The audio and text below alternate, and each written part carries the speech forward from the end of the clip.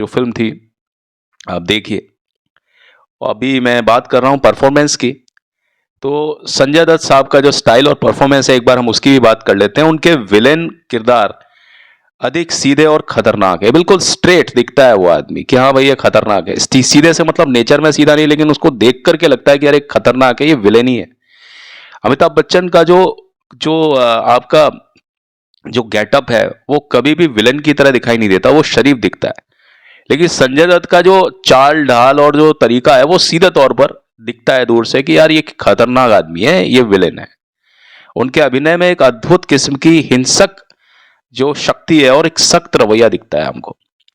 उन्होंने अपराधी की जिंदगी की बारीकियों को मेरे ख्याल में बहुत अच्छे तरह से स्टडी किया है और उसे पर्दे पर बहुत बढ़िया तरीके से जीवंत किया है।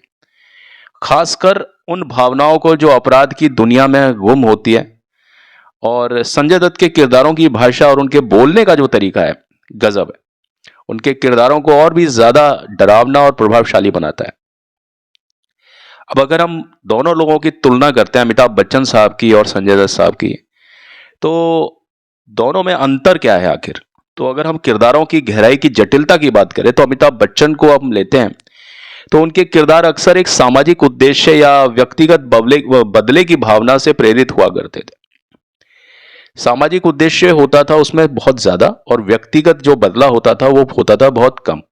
चाहे हम फिल्म त्रिशूल को देखें, चाहे दीवार को देखें, चाहे किसी भी फिल्म को, हम कालिया को देखें, हम किसी भी फिल्म को, देश प्रेमी को देखें, हम लोग पुकार को देखें, वहां पर वो व्यक्ति जो है वो निजी, जो उनका एक एक बदले की भावना होती है, चाहे निजी अपना एक सरोकार होता है, लेकिन उससे कहीं ज्यादा वो सामाजिक उद्देश्य या सरोकार के लिए लड़ता है। उनका हर एक किरदार, उनके किरदारों में नैतिकता और एक अदृश्य संघर्ष हमें जरूर दिखाई देता है, जो उनकी अभिनय क्षमता को बहुत ज्यादा गहराई देता है। और जितने भी जो हमारे उनके दर्शक हैं, जो चाहते हैं, उनको एक सिंपैथी हो जाती है उस कैरेक्टर से। वो सिंपैथी जो होती है ना, वो दिल से सिंपैथी होती है उस कैरेक्टर के लिए, क्योंकि वो कैरेक्टर जो है अमिताभ बच्चन का, वो स्वाभाविक रूप से विलेन नहीं है। बस समाज की बुराइयों को साफ करने के लिए उसे बनना पड़ता है। लेकिन वहीं अगर हम संजय दत्त की बात करते हैं, तो संजय दत्त खतरनाक ही नजर आते हैं। संजय दत्त को कोई पसंद कर सकता है बहुत ज्यादा, हाँ उनसे सिंपैथी भी होती है, लेकिन अमिताभ बच्चन के जो कैरेक्टर से जो सिंपैथी होती है ना लोगों को, वो संजय दत्त के कैरेक्टर से कहीं ज्यादा उस तरह से सिंपैथी होती है।